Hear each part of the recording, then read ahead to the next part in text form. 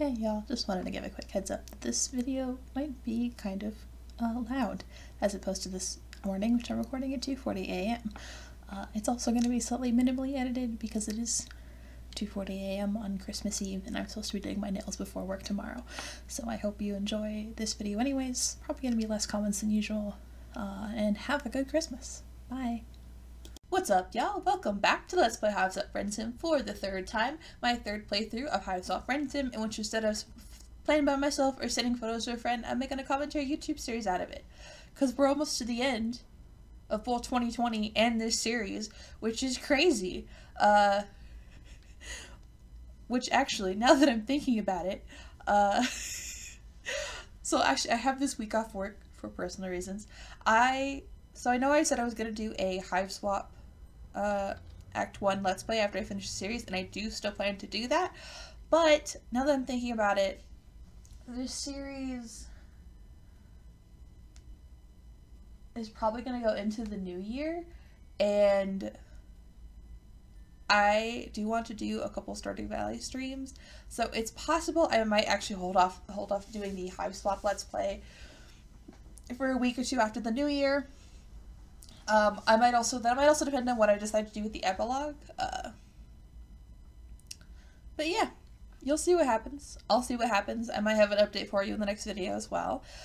Potential spoiler warning for Homestuck proper. This game, Pesterquest, some Homestuck fanfics, or Hiveswap. Character voices may be inconsistent, especially as today is Nihkee. I don't care if it's Nike. I'm calling her Nihkee because I think that's a cuter name. Oh, and a heads up, so Length's Fruit is next after this video. I'm still gonna do it because I feel like skipping it would be dishonest about the content and also kind of defeat the purpose of doing this whole game. But it will likely be like Marvis's route, where I will not be adding any extra text to the screen. I will not be editing it as much. I might not even listen to it a second time, just because the writer's treatment of Length is kind of uncomfortable, and the route is kind of uncomfortable, and I'll probably end it on the valid route, just because. Anyway, let's have a much more fun time, and, yes. This is it, fellas. Another night of laughter and camaraderie. Another night of joy and communion with some totally normal teens who would never... Just kidding, idiot, you're still in Alternia. You just know one of those miserable chuckle fucks around here somewhere, waiting for the exact right moment to intimidate you with another disgusting dose of friendship. Who's going to be the author of your destruction on this accursed evening? Nihkee Moolah. That's sweat. Dim lights, the din of a roaring crowd, and the smell of horribly overpriced and nauseating concessions. Even across galaxies, timelines, and perhaps even universes, there is still something deeply familiar about a sporting arena. Let's look through the crowd real quick to see if there's any familiar faces. That's a Super Hella Jeff face.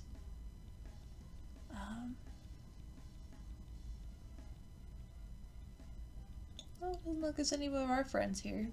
There are giant horsemen that has somewhat taken me 3 times to notice. What the fuck?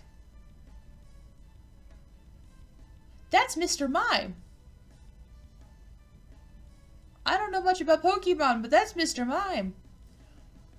And that troll looks like June.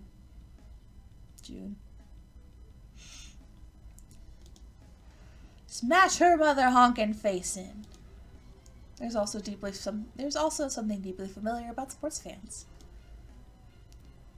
Oh no, I forgot she was in this route. Blah, such a shame having seats next to the purples. They can be so crude and boorish, don't you agree? Kahoot wouldn't be nearly this loud. Usually. You find yourself here, attending a wrestling show. A display of muscular theater, to use the troll terminology, thanks to the benevolence of one Amicia Erden. She won the tickets at a raffle and excitedly invited you to come along. Sorry, I just had like this moment, because that sounded a lot like the last name of a, whatchamacallit, a school administrator from my high school. You agreed, with some reservations that you quickly expressed. She was quite disappointed, but eventually agreed not to kidnap you and keep you locked up as a living paint jar, since you're buddies and all. What a sweet friend. You have to admit, though, muscular theater isn't really your thing. It's as over the top and ridiculous as human wrestling, which makes it perfectly entertaining enough, but it's also, well, a lot more violent. Participants aren't expected to die, as far as you can tell, but you've already seen a few get wheeled off on futuristic hover stretchers with injuries you're not sure they could survive. I wonder what high blood wheelchairs look like. Oh gosh, she nearly got impaled there! Every match tonight is taking place within a chain link cage. Spikes surrounded on both the outside and inside, and jutted occasionally from the places where the wires cross. The overall design, in addition to ensuring maximum bloodshed, seems to keep both the wrestlers inside and the audience out. Ironically, it might be safer this way. The current combatants are some olive blood named the Huntress and a purple blood calling himself Colpitz. Interestingly to you, there is nothing clown-like about him at all. The Huntress. Yeah. It is almost conspicuous how unclowny he is, if only due to the absolutely ridiculous amount of clown content you have imbibed in the presence of other purples. The two fighters appear to be nearly evenly matched. The olive troll ducks and weaves amidst blindingly fast punches from the purple, slashing at him with the grandiose arm gestures, trying to overwhelm him with a barrage of small attacks. Go, cat girl! Every one of his punches hits hard enough to knock her down, but she always springs up before he can land a second hit. She's incredibly steady on her feet and quicker than he. In fact, you get the distinct impression that the olive troll is holding back, presumably as to avoid inciting the crowd. Thus far, you have not seen a single match in which a lower-blooded opponent triumphed over a higher-blooded foe. I must admit, this match is a lot more tense than I was expecting. But I hope it ends soon. There's supposed to be a really famous muscular theater performing next. Her name is Nihkee and she hasn't ever lost a fight. I heard she even beat a violet blood once. Nihkee, huh? Now that's a name you could befriend. She must be as big a deal as Amicia makes her out to be, because she used her real name instead of some ridiculous made-up nonsense, like John Cena or Hulk Hogan. Fun fact, my dad has a D&D character who's basically Hulk Hogan. He's fantasy Hulk Hogan. Yes, I have. I've been playing D&D since I was like 10. Oh, look, he got her! You flinch. The purple blood finally managed to get his quarry in his clutches, and he lifts her up by the face, digging his fingers into her skull until you hear a sickening crunch and she collapses to the ground, panting heavily. Okay, sorry. I'm like simultaneously watching Discord and my food delivery. I'm getting food delivery again. I wanted sushi. I found I can get sushi delivered. It's gonna take like an hour though. She can't bring herself back up to her feet, and the announcer calls the match to uproarious applause from the audience. Two trolls enter the cage and start dragging her out, while the winner basks in the audience's affection. The olive blood looks like she'll probably live, but she's got a dent in her face that probably isn't coming out. Ever. All of a sudden, you think you really need to go to get a bathroom. You mean use the snack. You mean... You'll be right back. Oh, okay. Come back soon. This fight's giving me all sorts of ideas for a new painting. You quickly make a break for it, jostling your way through the stands and toward the exit of the arena. But before you make it, a voice calls out to you. Some slick-haired and slick-thinned, violent-blooded guy wearing a full suit with a tacky flame pattern on it. Of course he is. Hey, you alien. Me, you ask, pointing to yourself nervously. No, the other alien. You swing your head around wildly, looking for the other alien. This bit plays out predictably for a while before you both get on the same page, which is that you are the alien whose attention he wants. You looking to make a little extra buck?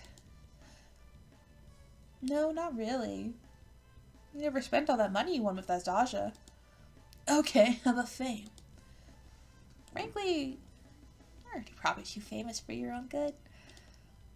Friendship? Oh shit, yeah!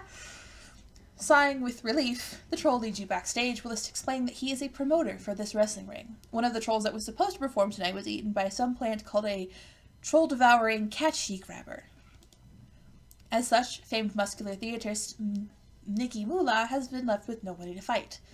You will be that nobody, or somebody.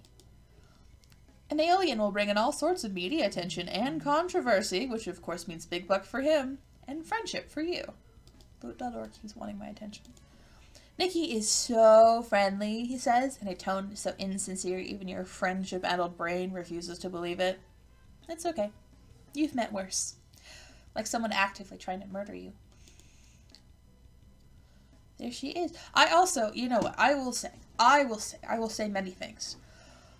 I was super surprised and kind of excited that Nihkee actually has a prosthetic leg and she's like this big famous wrestler and you know no one ever, I think they actually make a joke about how she'll beat you with it or something like that. I don't know, I just think I mean we could obviously I think use more examples of canonically disabled trolls, like physically disabled trolls. Neurodivergency and stuff like that is kind of a weird area. But no, I think it was really cool. Also her leg looks sick as hell. Look at it. I think we can get a glimpse of it. Yeah, look at that. Sick as hell. He takes you into a back room, which seems to be full of performers waiting for their turn on stage. There are all sorts of trolls here, muscular and sweat-soaked, blue-blooded more often than not. One troll in particular stands out to you. From her severe expression to her softly pulsating robotic leg to the fact that she's the only troll with a fully illustrated sprite. Also, there's this, like, sexy troll right here. She's currently doing bicep curls with a set of spiked weights, huffing with exertion. When the promoter approaches, she looks up with a scowl. I'm busy. Oh, wait, no, I had to take a voice for her.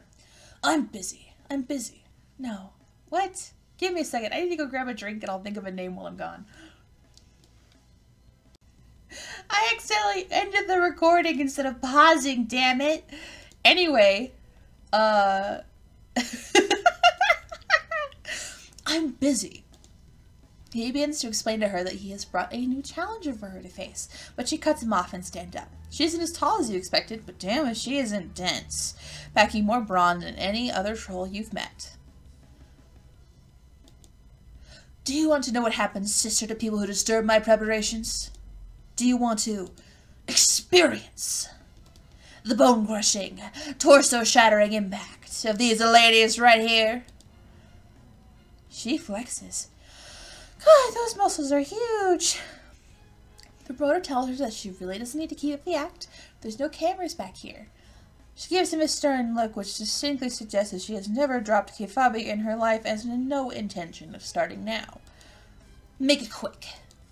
The promoter makes it quick. So let me get this straight. You expect me, to form with this thing. She seems less than impressed, which you find reasonable. Magnificent legs aside, you don't really look like the wrestling type.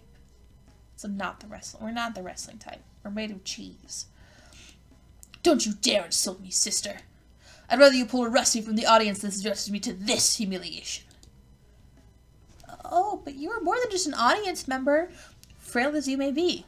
You have the heart and soul of a wrestler. I actually genuinely almost did wrestling in high school. But then I got a job. And it turns out job and practice same time. You have much longer than about 5 minutes, you thoroughly assure her, waited for an opening such as this to reveal your true passion to the world, to come alive on stage and grapple and tumble with the best of them. For eons you have thirsted for a chance to sing the song of sinew, the hymn of heft, the melody of muscle. Would that you could be blessed by the opportunity to live the life of the athlete, to perform alongside your hero, to show the world that you, too, love the do the muscly thing. That you might just... Okay, I get it. She glances over the promoter and then back to you. It does seem surprisingly articulate for a lesser being. But is it ready for a butt-clenching, flesh-abrading, knuckle-blistering, muscle-ripping smackdown from uptown. Actually, this is starting to sound a little much for you. You aren't sure you can quite match her enthusiasm for the craft. Who do you think you are, sister? You, as the globes step to me. You come into my dressing room with those flimsy, stringy, insultingly puny arms of yours. Look me in the eyes and challenge me to a match. Beg for the chance to spar with me, and then cluck out like a pathetic alien whelp you are. Get out of my sight. Head bowed low, you retreat to the safety, comfort, and friendless expanse that is the audience. You can't even bear to look at Nihkee when she goes out and performs. You're so saddened by the loss of the potential chum. Well, that, and it's kind of grisly watching her pull lowblood challengers from the audience and smash their faces into the spikes.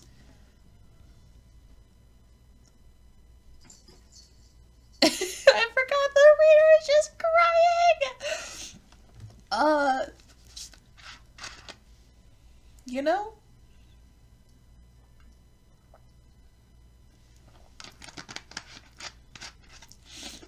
We all cry sometimes.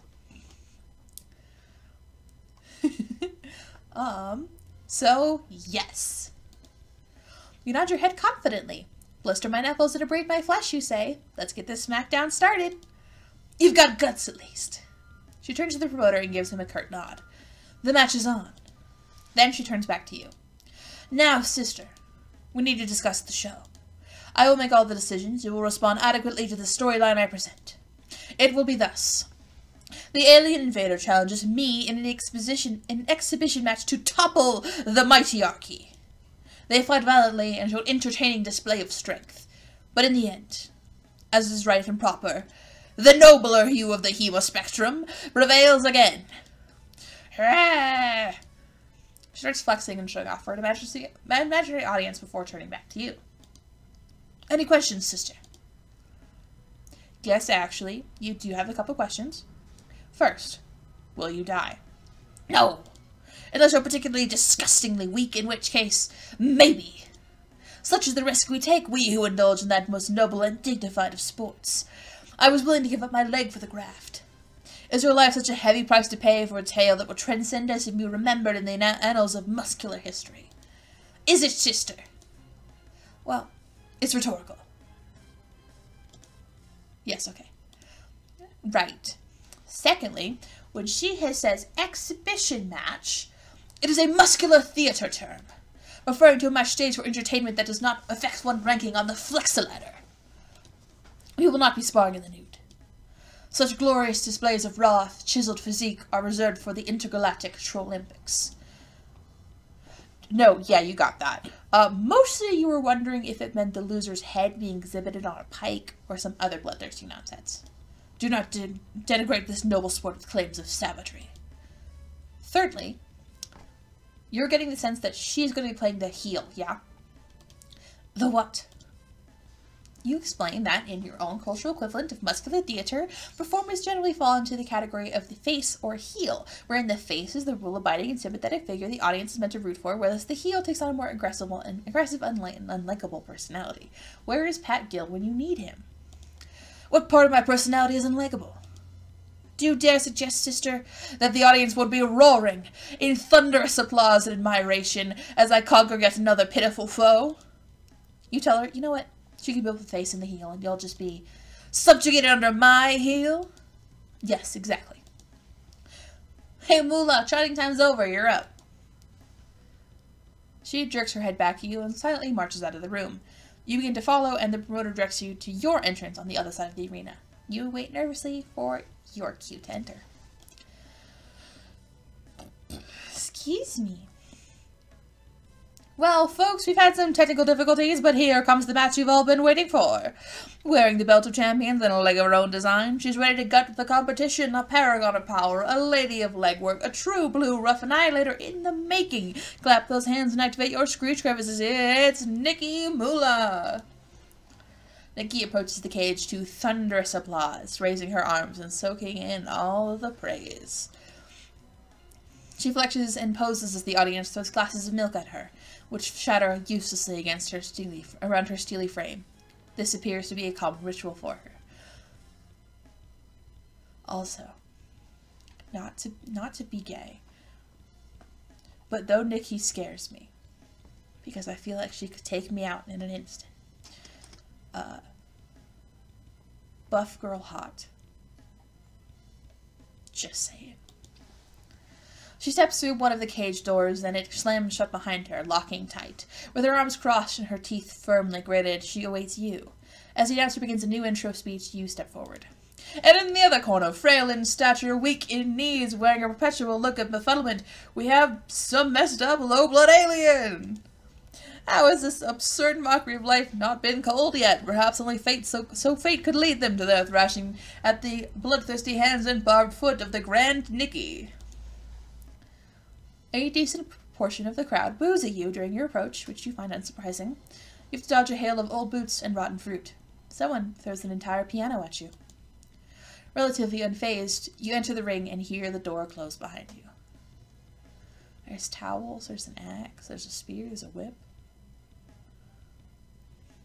So I'm just look at the background. I look at all these trolls. Look at them go.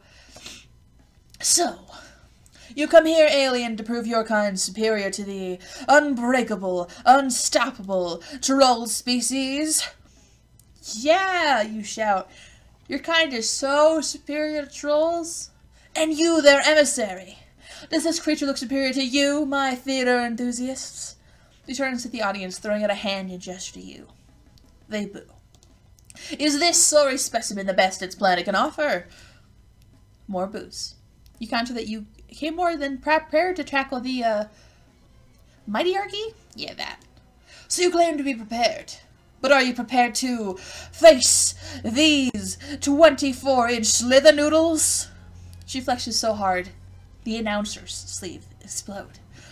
You ever just, she's already flexed and her sleeves came off, so now she's got to get rid of the announcer's sleeves.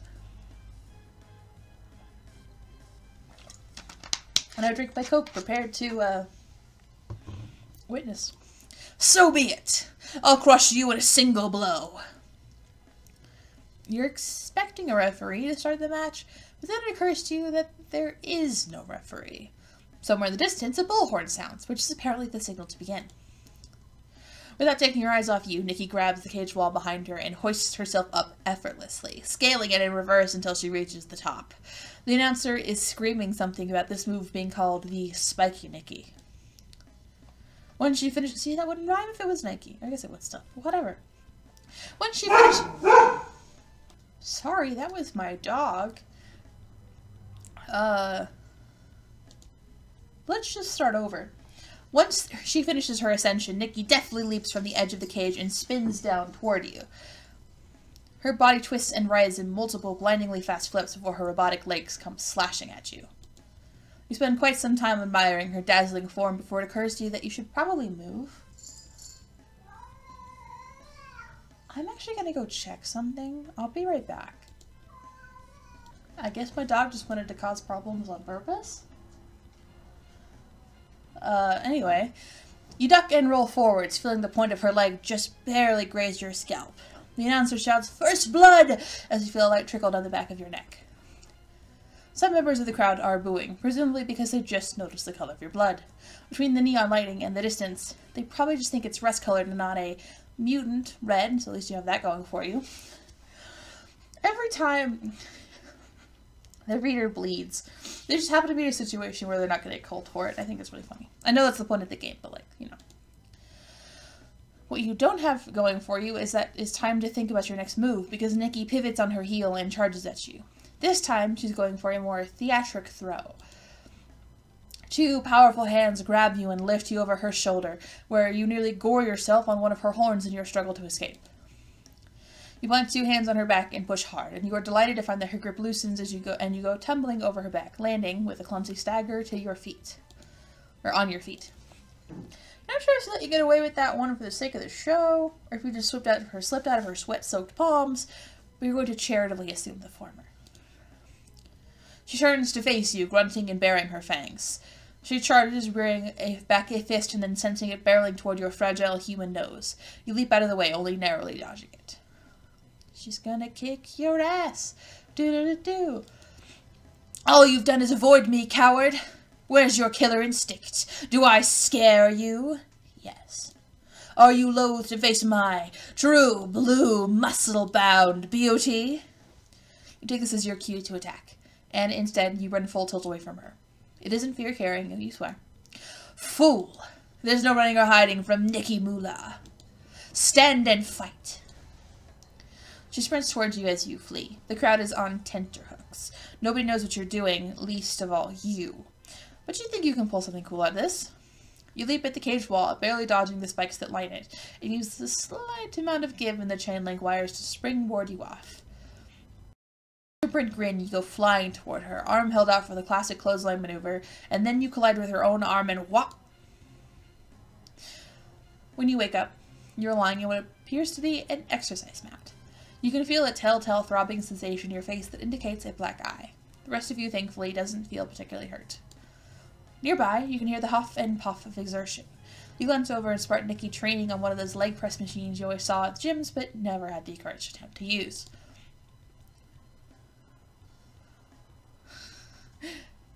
Sorry, I was laughing at reading it, but I was also thinking about, I mean, obviously I haven't been to the gym for pandemic reasons, but I also haven't been to the gym because, scary reasons, and I never know how to use those machines. There's so many machines.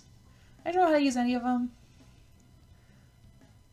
Everything is weird.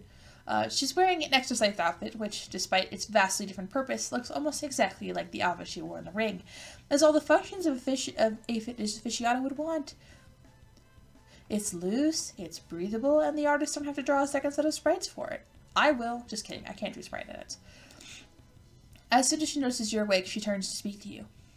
She doesn't even stop her workout. You're finally awake, sister. Welcome to my hive. I have spent so much time, so much precious, valuable time, waiting for you to open your eyes.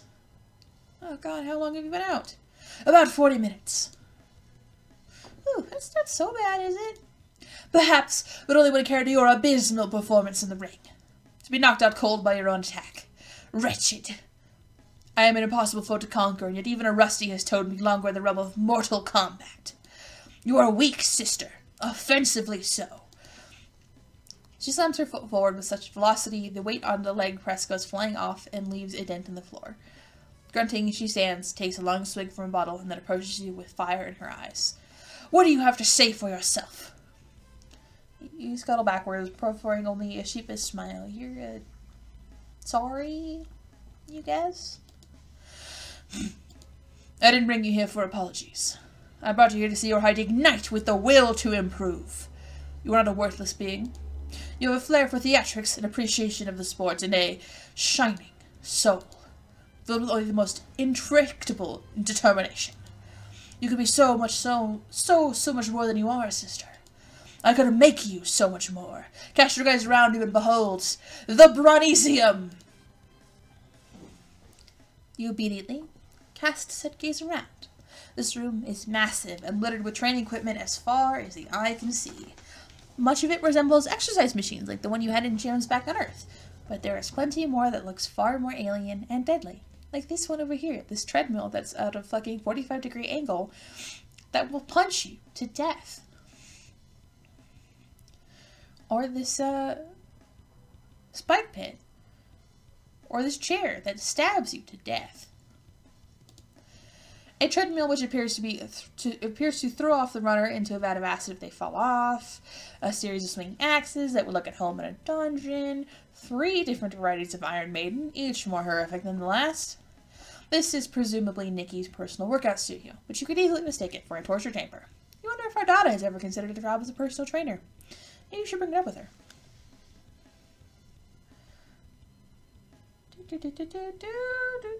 Sorry, I was reading the thing. Okay.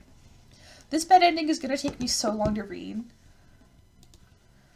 There are some who may be worthy of my expertise. It is here that I can forge them, just as I forge myself into the beings of adamantine strength. The journey will be harsh.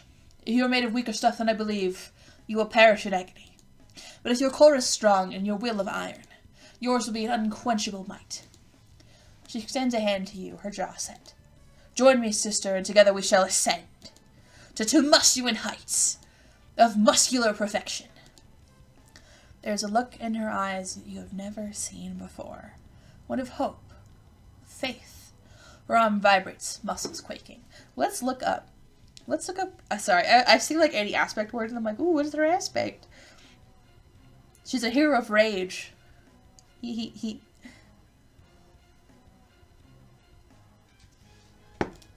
Do you take it?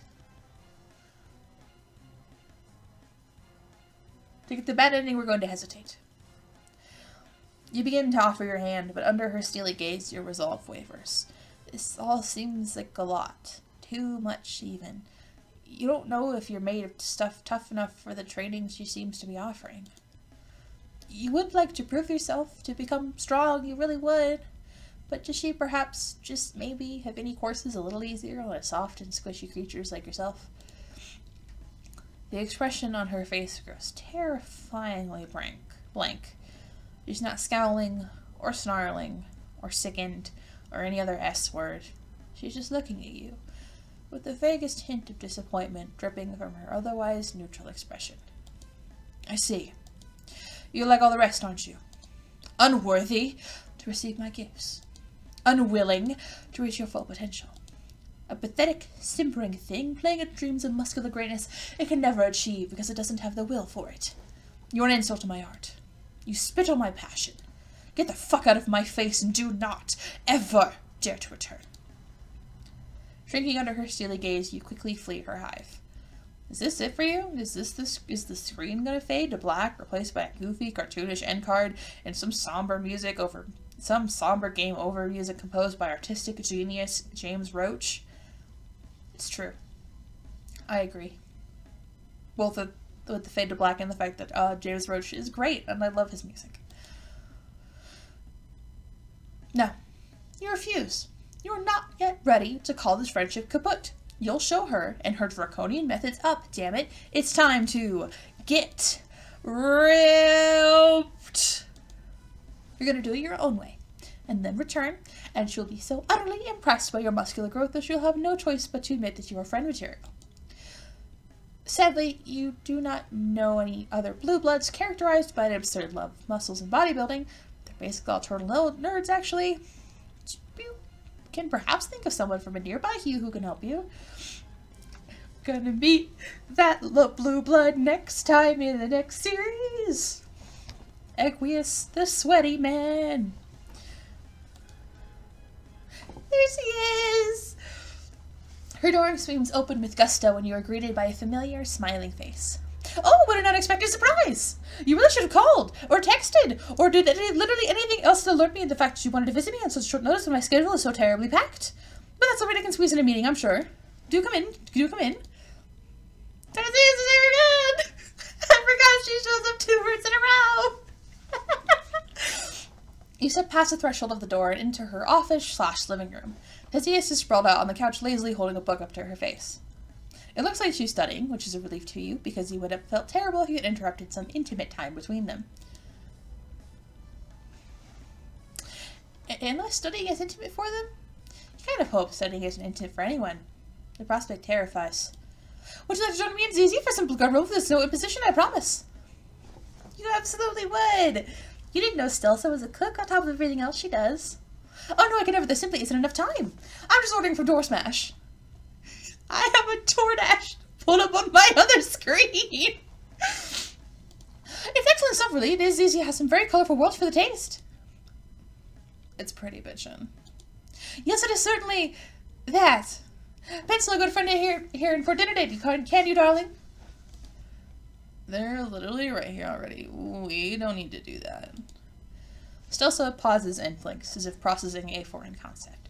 It's also so weird to see the dialogue switch back and forth without the colors changing. Right! Sometimes Stels forget that you don't have to put everything on a schedule. Which is fair. School feeding changes at all. Stelsa pulls up a chair and gestures for you to sit down in front of her desk. Oh, that's it. While we wait for the meal to arrive, let's get down to brass tacks. What brings you to my lovely abode tonight?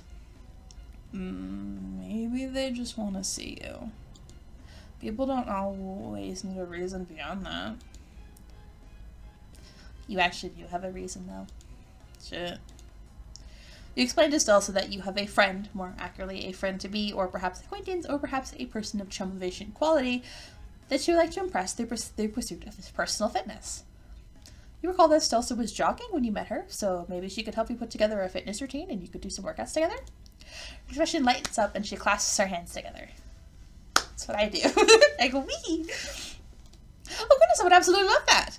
My poor Susie is usually far too tired and far too busy. Sometimes I don't know how I manage it myself. So I'd absolutely love a partner to keep train Suzanne running on time. Assuming, of course, you won't be late yourself and can keep up with my pace. Fair warning. It's blistering. Isn't it those things, sweetums? They're so cute! They're so cute together! Anyway, you confidently assert that, if nothing else, you can keep pace with her. Your legs have seen a lot of use. Walking, running, fleeing, prostrating yourself before clowns. You know, the usual. Excellent. We'll set up some meetings that allow you to my schedule. People will call your people, etc., etc. Thanks for visiting. It's been ever so lovely to see you. Toodaloo. She's halfway through shoving you out the door when you remind her that she invited you in for grub loaf. She hastily and apologetically pulls you back inside, as he is snickering in the background.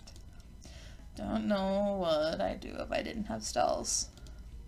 Someone has to be an energetic one in this quadrant. The contrast is certainly a stark one. Has Disease considered quaffing energy drinks here or there? Perhaps they could keep her pep up. One, I'd probably literally die. Two, you don't want to see me on energy drinks. Nobody does. Fair.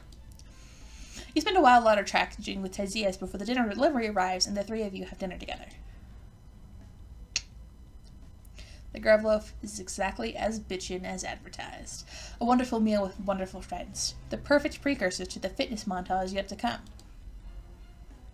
You visit Stelsa multiple days a week, fitting yourself into her incredibly convoluted and packed schedule. The feat doesn't actually prove very hard. You basically only exist to spend time with friends. Her equipment is delightfully free of torch devices. Besides her step machine, she also owns quite a bit of smaller exercise paraphernalia. Aerobic doodads and thingamajigs, yoga mats, jogging outfits. You own one of those huge bouncy exercise ball, which she bans you from using after you accidentally send it careening into a carefully organized stack of books. Sorry, I'm looking at her bookshelf now. Her bookshelf is this background is so pretty! Stelsa carries herself forward with a peppy, always-on sense of gusto that can be difficult to keep up with, but her bright smile and encouraging attitude do wonders to keep you invested, to convince you that you really can acquire the swolehood you've dreamed of. By the end of the perigee, you are, well, you wouldn't call yourself ripped, but your muscles are definitely toned in a way they previously were not. Hi, I'm back. My grandma called and my food got here at the same time, so I had to take care of that. Anyway, you feel hale and healthy, more energetic than ever with a bit of extra pep in your step. Apparently, regular exercise makes you feel good? Wild. As you look at yourself in the reflection of an acid puddle, you flex and watch your muscles bulge. Fuck yeah, it's time. At least, you hope it's time. You climb into your scuttle buggy and prepare to set the autopilot to Nikki's place, but something stills your hand. Some strange sensation that has been slowly, surely, settling in your stomach.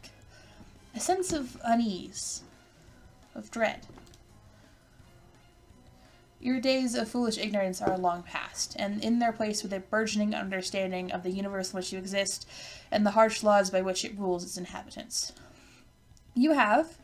You're beginning to fear, made the wrong choice, with all the consequences such a lapse in judgment entails. Will you ever truly befriend Nihkee, or are you cursed to live for who knows how long in a world without her sweet smile to cure your insatiable addiction? Mayhaps you need not wonder. Mayhap the time has come to look inside yourself and know. You're going to give your chakras one real motherfucker of a blitzing. It's going to take the mood music of the highest caliber. Having picked up some meditative tips from Baldir, you navigate your Scuttlebuggy's radio dial to an aerochromatic buzz station, which is currently playing some soothing ocean sounds. The gentle lap of water meeting the shore, the rhythmic beat of the tide, as steady and as sweet as a mother's heartbeat, is interspersed with distant honks and weird animal chittering, of course, because this is still fucking Alternia. You lean back in your seat, reclining it as far as you can, and sink into the cushiony softness. Something sharp is poking at your rib, but you try to ignore it. You close your eyes and allow the white noise to flood your senses, blocking everything else out. Oh yeah, you're really vibing this shit right now. Chakra status, blitz to high hell. You imagine casuality as a river. Every choice a branch, tributaries upon tributaries winding ever downward, pooling in the lakes of inevitability. The pit in your stomach gnaws. It all ends here. Stagnant, bitter water, reeking of death. The ocean ever out of reach, your soul ever yearning for the single, solitary estuary among all the ceaseless spillways. You take a deep breath. Water laps at your sides and tickles your ears. You are adrift. You feel the gentle bob as you float down the river, hear the rush like a ticking clock, gravity as time pulling you ever forward. Which river is this? To what end does it deliver you? Your breathing slows, then shudders. You feel the rapids approach. The rivers blur, then shift. Your heart rewinds, misses a beat, a surge of emotion, water streaking down the curve of your cheek. Your lungs ache. Which lungs? Which river? Which you? You try to focus, but the water beats at your brows, lashes your arms and legs. Too tired to swim, you cry for another breath, but nothing comes. With a tumultuous grasp, you sink below the surface to the churning darkness below. Here, amidst the battering onslaught, the images come. Worlds of emotion, of sound, of thought. Memories best forgotten or never known. Lakes meant to remain uncharted. The crack of thunder. Rain and tearfall. A single drop of olive. The record skips. Peace through rage, the whirl of the carousel. Horses whinny as the calliope sings. The circle takes you. Searching eyes implore you. The puppet strings stretch toward the moon. The flash of a blade, the spray of blood. Her strings are cut. The crackle of energy. The world gone grayscale. Eyes deeper than the deepest pit. A shuddering final breath. You are lost, lungs burning, water clogging every inch. You furrow your brow, think, find your river. Oh jeez. Coughing, wheezing, a final rattling gasp. Panic sees you, a resounding crack, the stamp of hooves, the ricochet of gunfire, the death of one of thousands. A low, sinister honk, footfalls, loud and deep, the swing of a club, blood on the pavement. Dark, acrid smoke, indistinct voices and crackling intercom. A lurch beneath you, feet thrown out, neon energy, crackling green. Choking, desperate, lungs aflame, you focus your will. Where are you? Which are you? Find your river. Piercing eyes. A stern, uncompromising gaze. The singe of acid, crushing spikes, a body worn to nothing, all for her approval. The puff of exertion, gray muscles flex and spirits lighten, a gulp of water, the shine of a smile. That was my grandma again. A looping tape, mirrors in mirrors, the mind, like time, infinite. Just to make sure, I want to see that like one more time. The tributary splits and you, finally, drift down your chosen route. Freshwater visions as you float toward the surface. A carefree decision, scuttling legs in the thrum of an engine. Cityscapes passing by. Stern anger, a fist tightly clenched, shaking, barely restrained. Hope crushed under rigid foot. A plan, poorly conceived. Desperation, madness, friendship at all costs. Navy blood pooling on the concrete, troll and plan both collapsing, cold hatred in her eyes. These tense footfalls on the pavement, muscles strained to exhaustion, the sun rising over a desperate chase. Escape, sweet bliss soon to shatter, blood and bone turned to steel. Fruitless assistance, your clothing, your soul stained with blood. No more, no more. One more step, one more desperate step, one foot after another in the endless chase.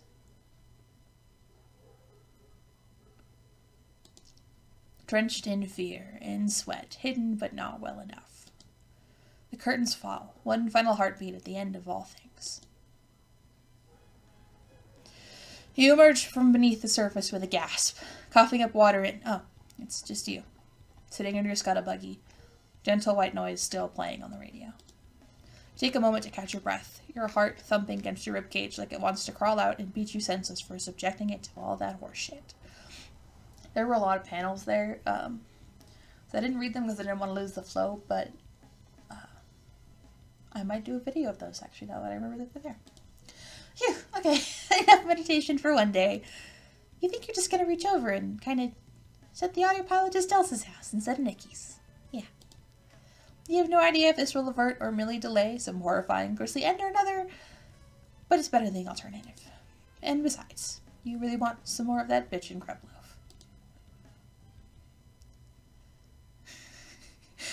The ending where we almost got annihilated.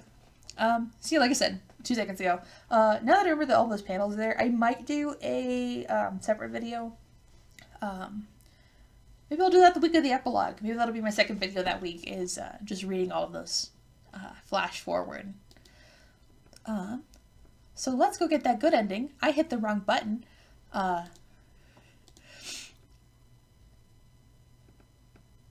Yeah, let's go get the good ending. I have sushi to eat. Do you take it? We take her hand. You take her hand, staring into those hopeful eyes. Oh, to see that deep sapphire blue filled with the glow of friendship. She squeezes your hand so tightly you feel your fingers fracturing. Excellent! I know you had the spark. Now to make a flame. To grind, and crush, and pummel the flint. Until it bursts into the roaring blaze of strength. Today I shall begin testing by testing your limits. Come. She leads you to the treadmill in the deep, bubbling pit of acid directly behind it. You nervously step on. We're going to measure your speed and stamina. Run until you can run no longer. She starts up the machine. She gives you a nice, breezy jogging pace at first, but the treads quickly begin to whir away at a blindingly fast rate. You're sprinting as hard as you can keep up, holding desperately onto the arms of the treadmill. Come on, sister, grit your teeth. Put some thrust into it. If you're not evacuating your acid track by the time you're done, you aren't trying hard enough. It's like my PE teacher, except not quite as aggressive. Sweat beads on your forehead as you push your legs to the limit, running like you're being chased by an angry drone. Your feet must be blurring like Sonic the fucking Hedgehog by now. The treads are moving ever faster. You can almost feel yourself slipping. Got to hold. Ah! You lose your grip and go flying backwards, narrowly grasping onto the edge of the pit and dangling into it, your toes singed by the acid. Youch! You push yourself up over the edge and roll to the side, hissing. Nihkee stands over you, clucking her tongue.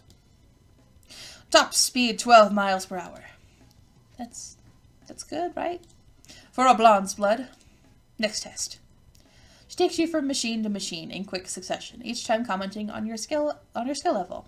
Your biceps are as terrible as Rusty's, your lungs are gold at best, your legs are an unexpected cerulean, all while taunting you, encouraging you to push yourself further.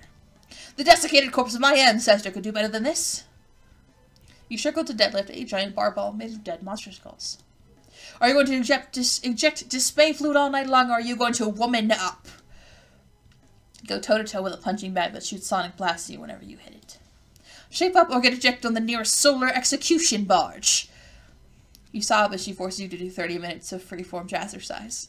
Your jazz hands are terrible. By the time an hour is up, you are panting and huffing, desperate for a break. Nihkee finally relents. Your reward is for staying alive this far. Stay hydrated, sister. She tosses you one of those protein shaker bottles that Jim Bustro is chugging from. You guard the mixture within curiously for a moment before throwing caution to the wind and gulping some down. Oh, I just remembered it's in that. I can't do protein shakes. They always make me sick. When has imbibing alien substances ever hurt you before? But when this flavor hits your taste buds, you almost retch. Is this Gatorade mixed with milk? Nutritious and delicious. You keep chugging it. You need the liquids, foul as though they may be. Alright, lactose break over. Let's continue. She next leads you over to one of those Iron Maidens. This one doesn't actually look spiked. It just has blunt, bumpy surface on the inside. Get in. What? Get in, sister. You reluctantly step inside the Iron Maiden, and the doors clamp shut around you. This thing is far, far too tight for you, and the bumps are pressing into you from all sides, threatening to squeeze you away into nothing. You groan and push back against the walls, desperately trying to keep them from crushing you into a little human waffle. Just when you think your strength's about to give out, the Maiden opens. Pressure resistance about olive level. These results are surprisingly adequate. Your potential continues to shine. Good work. This halfway point seems to mark a change in her attitude, as you continue to, just barely, persevere through everything she throws at you. Like a shake weight so powerful it leaves you shuddering intermittently through the next few exercises. I can't make it. Exercise go brrr. Keep steady, sister, don't lose heart on me now. A rowing machine then douses you with boiling water if you can't keep up the pace. What is a rowing machine? Go, go, go, we'll make a fuchsia medalist of you yet. Literally being chased around a field outside by a giant toothy monster. Don't you dare allow this thing of the satisfaction of feasting on your bones. After hours of this grueling work, you finally collapse. You think some of your bones are broken, your heartbeat is coming in quick and irregular pulses, and you can hardly breathe. Your vision blurs and shifts at the edges. God, you're amazed you haven't passed out yet. Get up! You glance weakly at Nihkee, expecting her to be looking down at you with disdain, but instead you see her crouching down and offering you a hand, wearing a smile. You take her hand, and she pulls you up to your feet. The look on her face now resembles pride, and when she claps a palm down on your shoulder, it only kind of hurts. You've done well, sister. I threw everything I had at you, and you soldiers on with your head held high, even as your body broke beneath the weight. I've never seen such commitment, such strength of heart and soul, such dedication to the craft, such appreciation for the most righteous of pursuits. You are no mere workout partner. You are a workout friend. A light blossoms inside you like the neighing of a horse. This feeling of power, of strength, of the bond between warriors. This is real and true, and this light will never ever leave you. As you bask here in the satisfied, sweaty glow of a good workout, you realize that planets, universes, dimensions, realities, powers, principalities, and cosmos come and go. But being swole as fuck is forever. Yay, victory! We did it! She's surprisingly less scary when I'm actually voicing her. That was fun. That was a fun little route. Next week is the second to last week. Like I said, so next week is Link and the twins. And then we'll have the epilogue the week after. So I'll probably be uploading the epilogue on that Wednesday. And then that Friday, instead of another video or another episode, obviously because there will be no memories left, I'll probably go through and do just a short video of all of the flash forward clips from this one, and then I'll do a Hiveswap playthrough, then be on to Pesterquest. I might, like I said, I haven't been able to do Stardew Valley streams. I might do one tomorrow. Like I said, I have the week off work. I have some sushi I want to eat, so I'll see you in the next episode. Have a good day. Bye.